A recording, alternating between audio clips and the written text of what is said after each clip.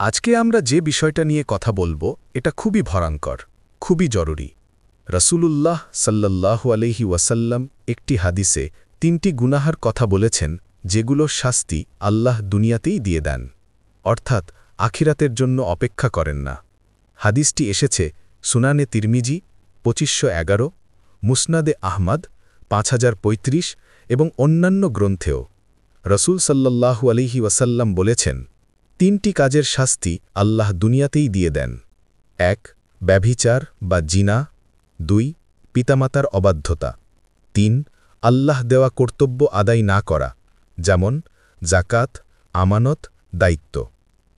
সংক্ষিপ্ত ব্যাখ্যা: কেন আল্লাহ সাথে সাথে ধরেন? এই তিনটি অপরাধ এমন গুনাহ যা শুধু ব্যক্তিকে না, পুরো সমাজকে ধ্বংস করে দেয়।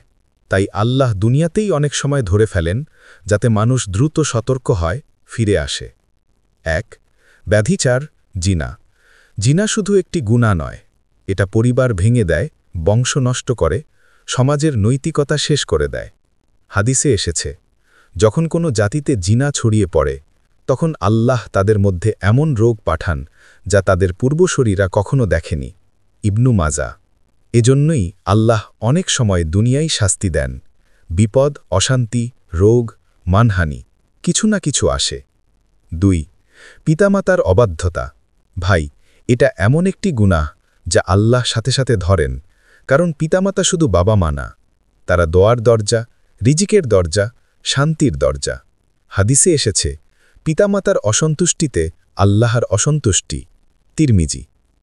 যে ব্যক্তি পিতামাতার মনে কষ্ট দেয়, তার জীবনে শান্তি কমে যায়, দরজা বন্ধ হয়ে যায়, বরকত চলে যায়।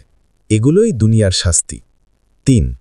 আল্লাহ দেওয়া কর্তব্য আদায় না করা, জাকাত না দেওয়া, মানুষকে ধোঁকা দেওয়া, অমানত খেয়ানত, সবই আল্লাহর কাছে বড় গুনাহ।